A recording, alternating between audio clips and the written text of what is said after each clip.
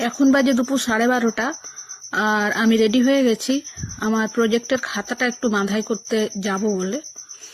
তো চলো তাহলে যাওয়া যাক। তো আমি বেরিয়ে পড়েছি আর আমার বাড়ি থেকে 10 মিনিট যেতে টাইম লাগবে। হেঁটে হেঁটেই যাচ্ছি। এই দুপুর টাইমটাতে টোটো পাওয়া একটু সমস্যা হয়, তো তার জন্য হেঁটে হেঁটেই যাব। তো দেখা যাক, দোকানটা 2টা পর্যন্ত খোলা থাকে, তো খোলা পাই কিনা।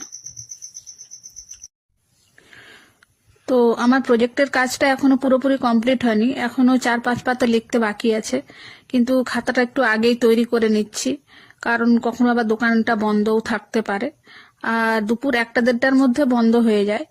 তো তার আগেই আমাকে কাজটা সেরে নিতে হবে। তো সেই জন্যই আজকে বেরোবো না করেও সেই 12:30টার সময় বেরিয়ে পড়লাম। তো কাজটা আমার হয়ে গেছে, দোকানও খোলা ছিল আর কোনো ভিড়ও ছিল না, খুব তাড়াতাড়ি কাজটা হয়ে গেল, ওই 15 মিনিটের মধ্যেই হয়ে গেছে।